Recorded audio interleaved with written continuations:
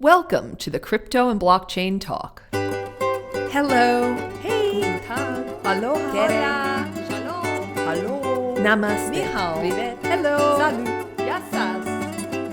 Salve. Ciao. Bonjour. Our podcast talks about the latest trends in the worlds of cryptocurrencies and the blockchain.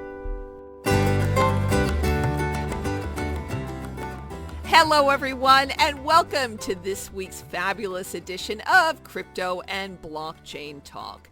And with me today, I have none other than the fabulous Ben Jessel of Forbes.com.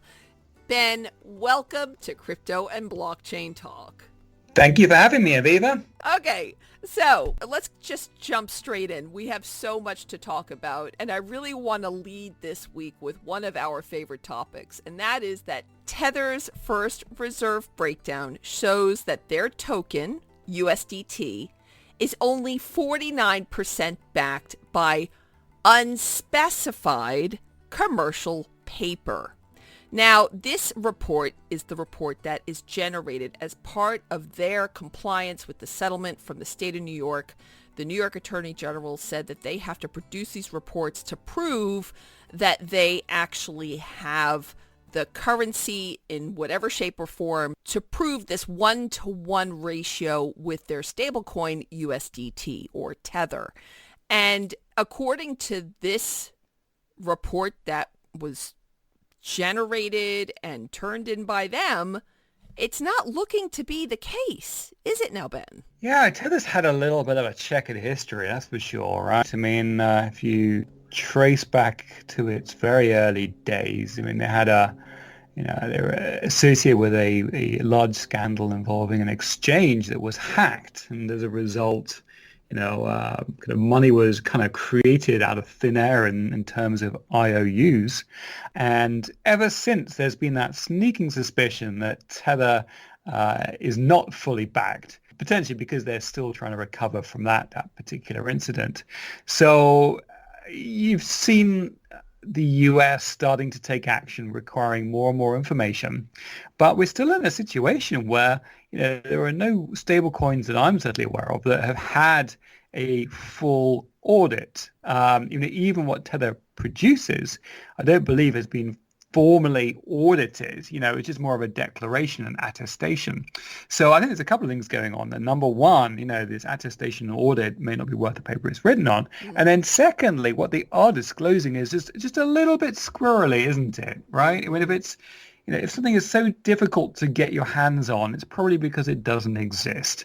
To use kind of Occam's razor kind of view on this. So it's a little concerning. I mean, that commercial paper could be anything from Aviva, me writing the back of a cigarette packet that I owe you $1, all the way through to a piece of commercial loan paper, and we just don't know what it is. It could be anything. Well, of course it could be anything.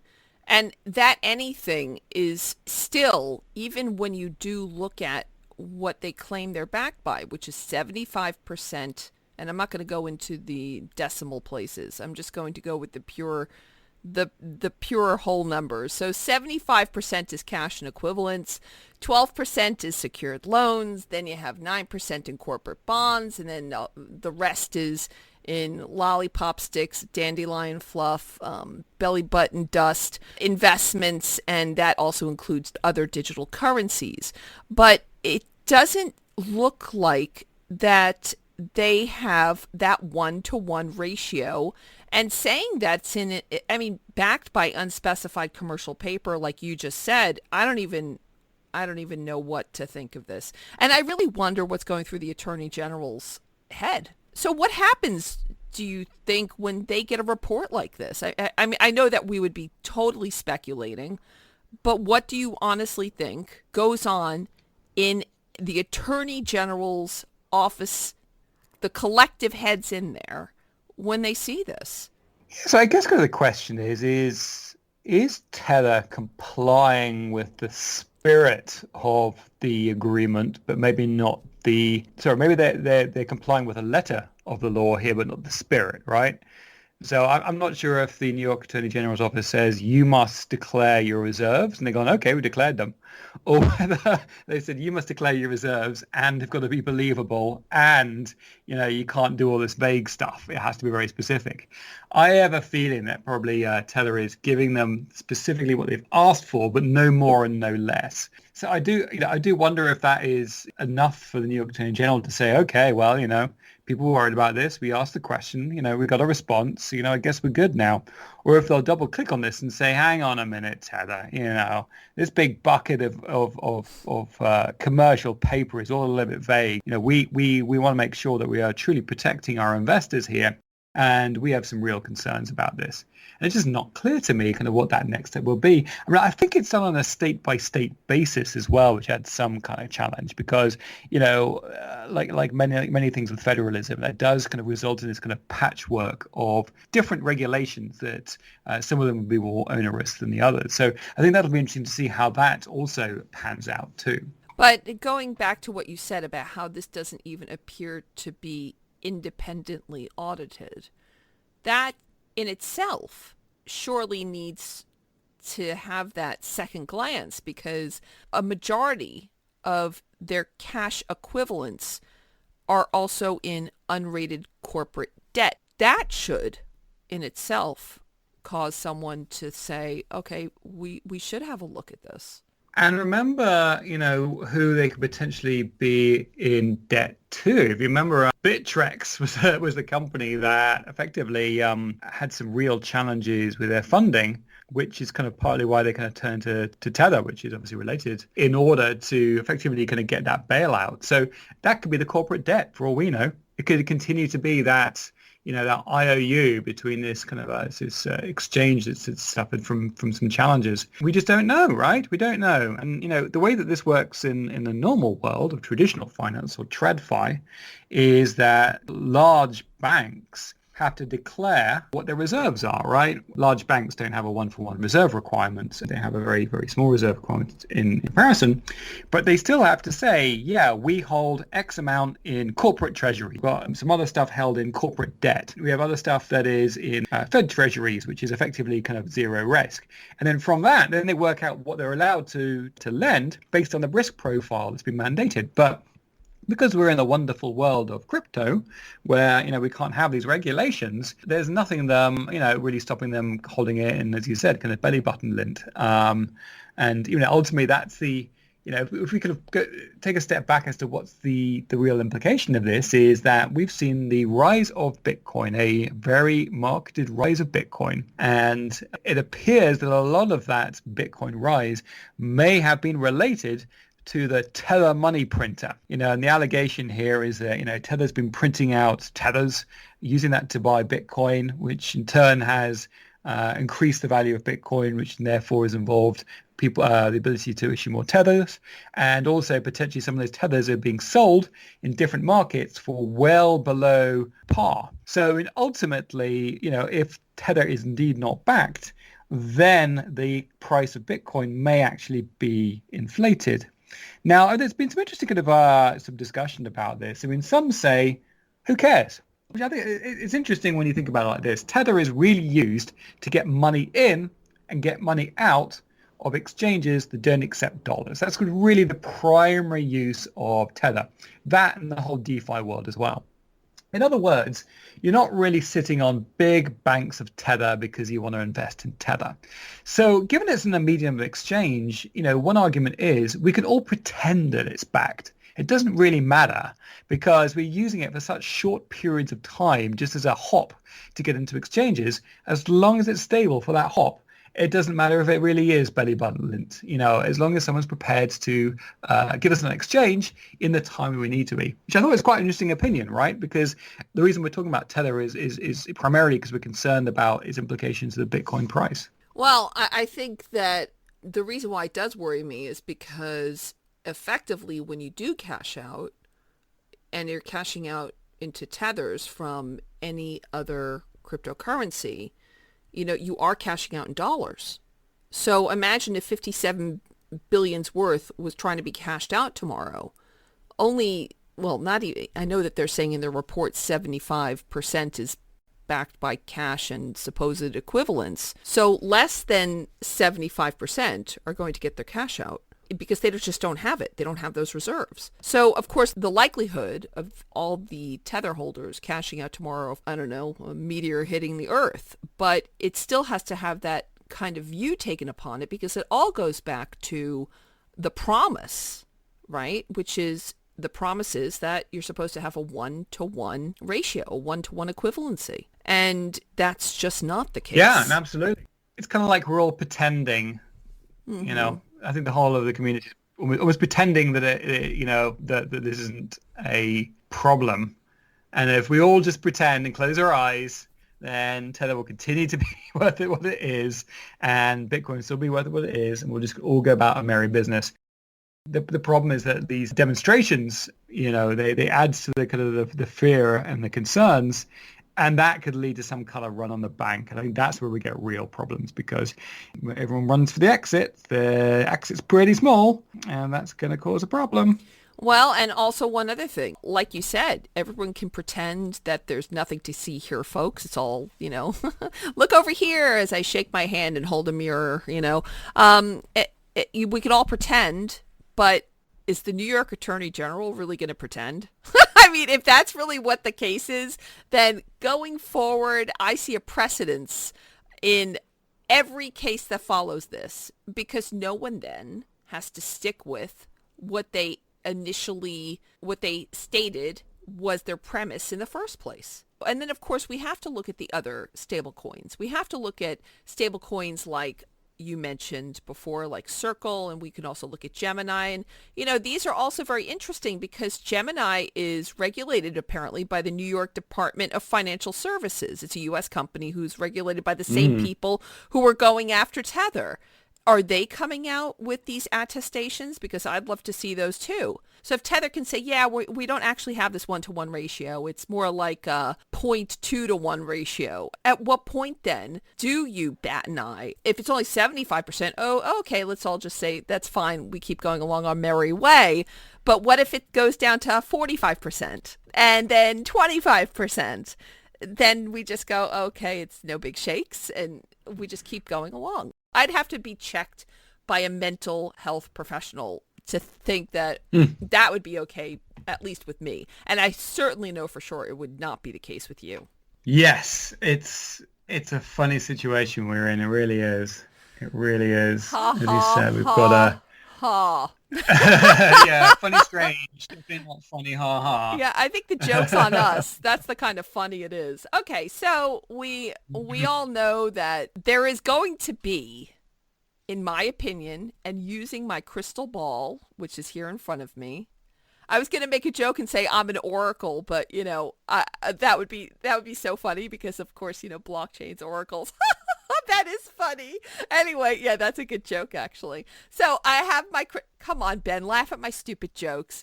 You're not even laughing. I'm laughing inside. Well, I'm laughing on the inside. Anyway, I have my crystal ball in front of me, and I seriously know this will not be the last of this story. I think we are going to see a response by someone from a U.S. governmental or financial regulation department somewhere. That is my crystal ball reading on this story. Do you have anything to say on this one before we go to the next? Yeah, I think what is interesting here is that you look where these exchanges came from. Great picture of Coinbase when they very first started, and they've got that little unbranded booth in some kind of crypto conference, and they printed their business cards on pieces of paper, and this whole thing was very much under the radar, and it's kind of crept up on everyone where they've eventually done a direct listing, and they're now quoted on the NASDAQ. When that happens, that is an inflection point, right? I mean, you can kind of fly under the radar by being associated with some questionable stuff up to the point that you start getting listed on some of these exchanges, because that's when the big boys, the institutions, can start investing in this stuff. And that's when that stakes become, radically higher. You don't want to see all this stuff being funneled all around the world with questionable kind of auditing. So I think that's kind of why you're beginning to see all this stuff poking up now, is as a lot of these companies are beginning to move into that traditional world of being listed, that's when they're really hitting some alarms are going off, and people are having to look at them, not least the New York General Attorney's Office. Well, we will watch this space as we always do. We'll talk about the next story now. So the next story that I thought we would seize on, another pun intended, is the IRS, who will look to seize crypto assets. Basically, if people are failing to pay their taxes, if you have not paid your taxes, or if you haven't paid some other penalties, or there's something that you're due to pay to the U.S. government, and they find that you have crypto, they're going to come and seize your crypto assets. And so basically, the press release came out, it was today, where Robert Waring, the Deputy Associate Chief Counsel at the IRS, told everyone during a virtual conference that crypto will be seized in the event of failure to pay taxes, just like any other property. And he also apparently said that this is in line with a 2014 IRS notice that crypto will be treated as property and not currency for tax purposes. So that is actually, it's very interesting, because that really does mean that the IRS will be working with U.S.-based exchanges and crypto firms, because the only way the IRS can get those lists are from those very same companies. So what do you have to say about that? Well, I think the first thing is you've got many different agencies in the US, again, kind of back to rather quite a complex model we have in this country, both in terms of federalism, but also just multi-agency kind of approach we have. And, when you look at it, Bitcoin is considered a commodity, not quite the same as oranges and pig bellies and corn and wheat, but certainly in the eyes of the law it is. So if I have, 10 pounds of sugar, which is a commodity, sit in my garage, that can be seized. And I guess the US authorities are saying, well, we're going to apply the same principles there. Also, quite convenient for the IRS as well, though, really, isn't it? They've got another avenue to get paid back. Okay, so they've given the name of hunting down crypto tax evaders. They've given the name of this effort Operation Hidden Treasure. Seriously, that's the name of it. Isn't that cool? It sounds like a movie. And yeah, Operation Hidden Treasure is this joint effort between the Civil Office of Fraud Enforcement and the Criminal Investigation Unit of the IRS. And let me tell you something. They are fierce, apparently. Now, don't forget, everyone, the IRS are the people who went after and took down Al Capone. And they are basically, right now, hiring, as well as, so they're hiring a whole bunch of new blockchain and crypto experts, as well as also cryptographers and people of this vein, in addition to training current agents on how to look at blockchains to root out tax evasion among crypto users, and a whole bunch of other stuff.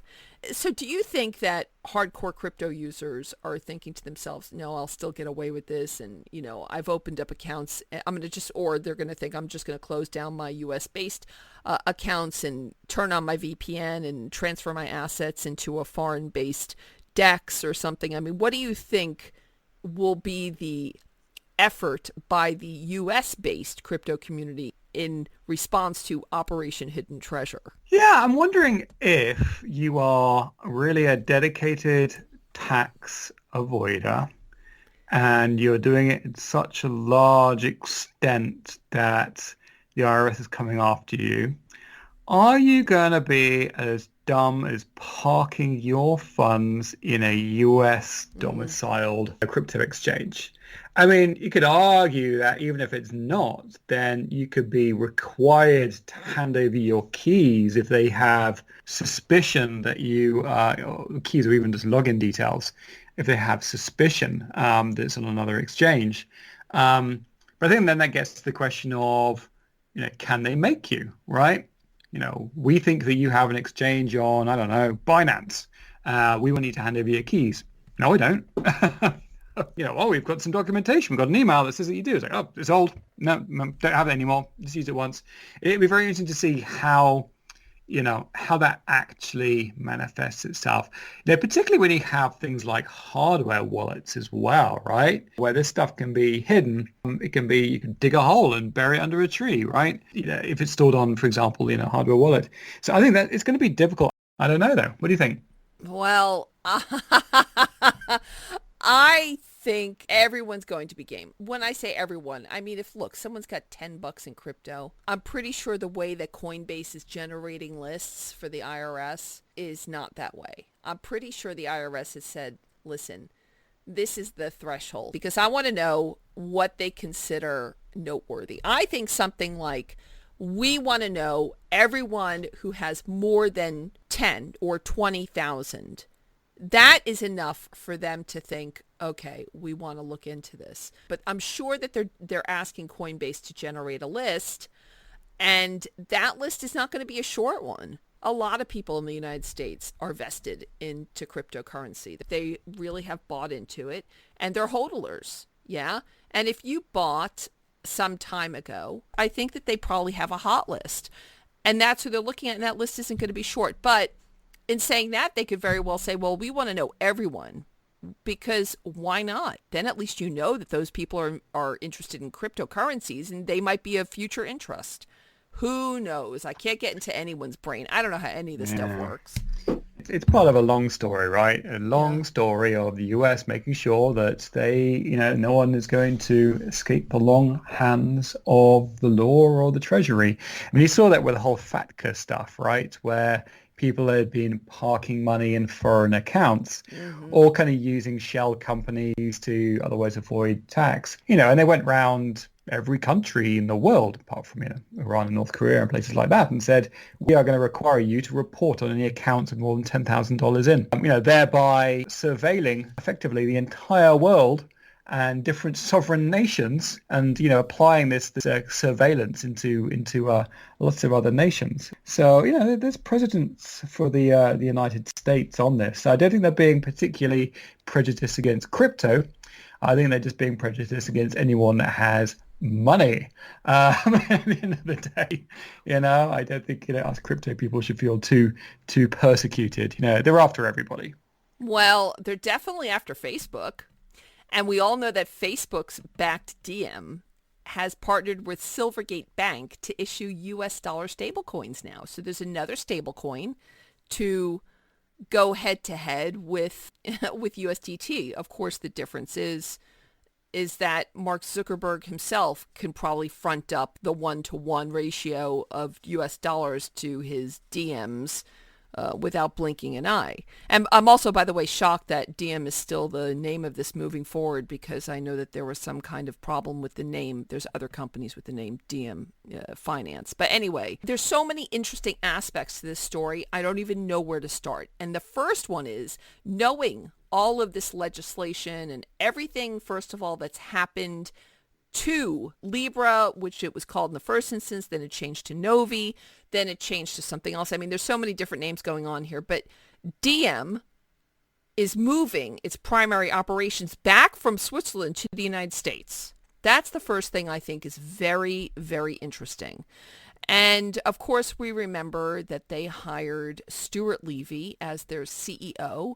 So he used to be the Undersecretary for Terrorism and Financial Intelligence.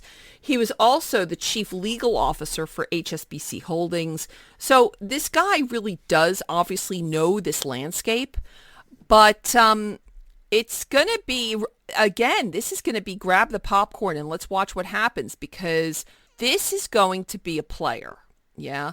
Facebook, as we know anyway, even if you take their fake accounts away, is still a player on the world stage. They have billions of users and multi-billions of accounts, billions of users, and it's definitely going to be something that even if the US or any country came out with their digital dollar or their CBDC, this stable coin is going to give, I think, any CBDC, if it takes hold, a run for its money. That's the first thing. I don't think it's going to actually cause a threat in any way, shape, or form to China's CBDC, because of course we all know that anything that says Facebook on it is completely banned from China. For all I know, Mark Zuckerberg himself as a human being is banned from China. But Silvergate Bank itself is going to be managing the reserve backing of this token. This is probably, and this is a kind thing I'm saying, this stablecoin will probably be one of the only stablecoins where when they say we are backed 1-to-1, I would trust on that. They're registering right now with FinCEN, right? And obviously, like we already stated, Stuart Levy is ex-Undersecretary for Terrorism and Financial Intelligence. So he's going about this in the way that he obviously thinks is the best roadmap for the DM stablecoin, or I should say the DM-USD stablecoin. It's going to be a permissioned network allowing only approved participants to transact, okay? Which, again, shows that they're going to be doing KYC, AML, and any of the three letters you can throw together. Now, Silvergate already operates their own payments network, which is called the Silvergate Exchange Network, and they already provide support for stablecoin transactions. They've already got game. They've already got interest in what's happening. They know what's going on in the crypto space. They've now done this partnership with Facebook. What are you thinking about this, Ben? So Facebook has been on a bit of a journey with this over the last few years, hasn't it? That famous was a congressional hearing with David Marcus where he got a lot of flack, clearly demonstrated that Libra, and in particular Facebook, had probably not really thought through all of the, if not compliance, and certainly the political implications of creating a new coin that could not be controlled by any of the governments of the world. Who would have thought, huh? So, a lot of people said, this is very much the arrogance of the dot-coms coming into financial services and thinking it's another industry they can just take over, not realizing that there's a lot of regulatory nuances going on. Controlling of your money is actually a bigger piece around how you're able to assert yourself in the world. Now, in Facebook, it looks like they've retrenched, right? They've decided to play nice.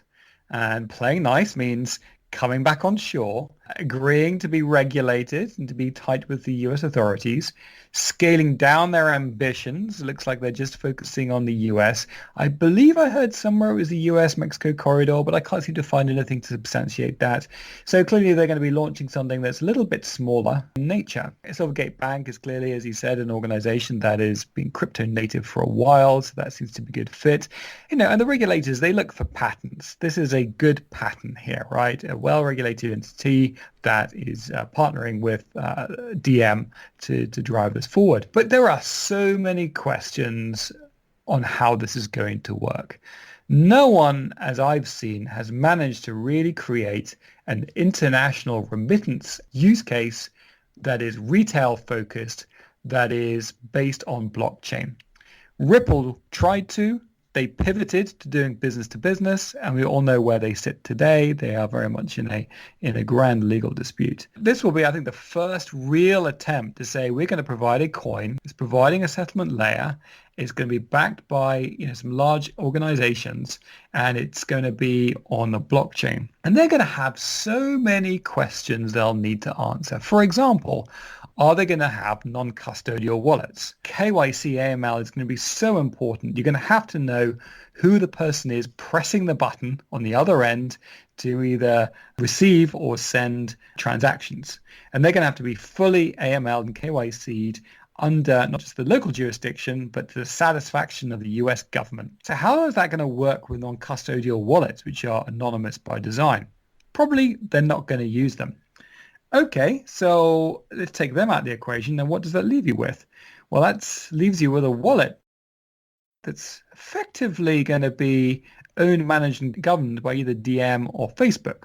Okay, well, what difference is that from just a bank account, which is effectively a bank account the Silvergate Bank is running?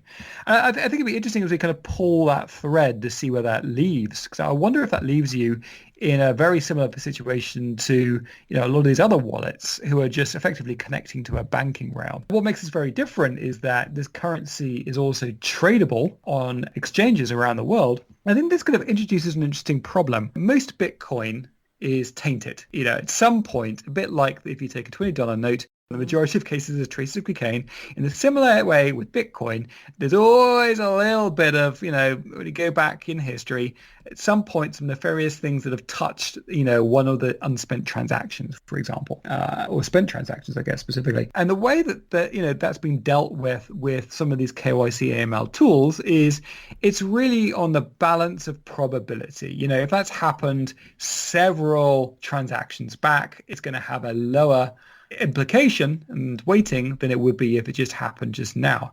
So that means that unlike real money, because you can see that full provenance, there's always going to be a little bit of dirt that you're making a decision as to whether you support or do not support.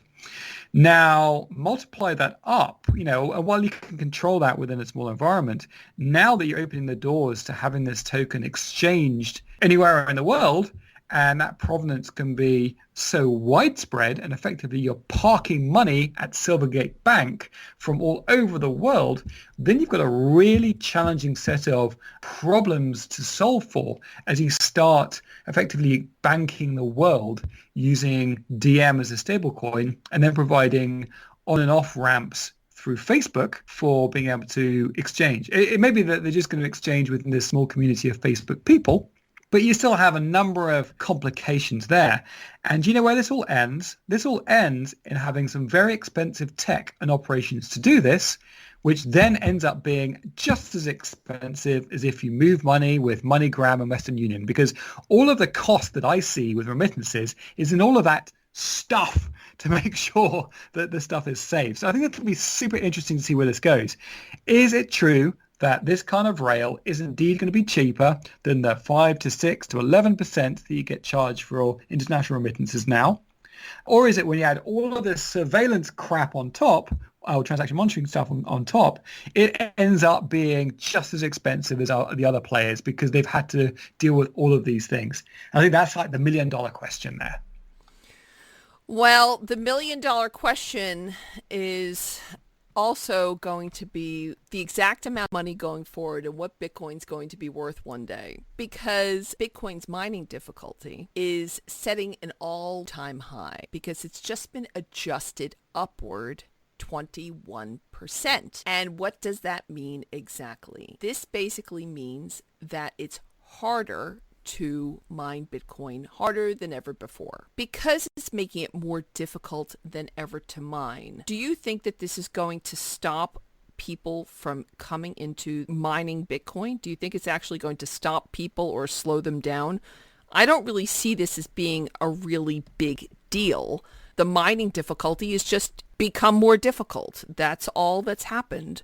One of the clever things about the algorithm of Bitcoin is that it adjusts how difficult it is to mine based on the amount of miners that are participating. So you see this kind of very interesting ebb and flow over time where it becomes too difficult.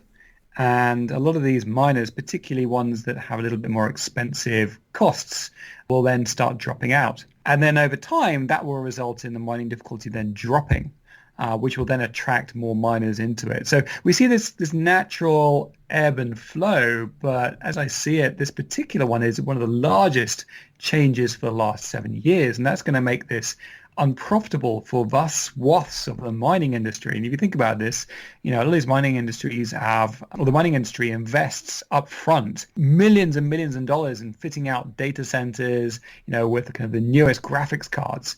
And it's all down to the price of electricity. If electricity is too expensive, they have to switch them off until the economics work. So it'll be interesting to see if we see a lot of mining pools now dropping out and how quickly that difficulty then adjusts as a result of that.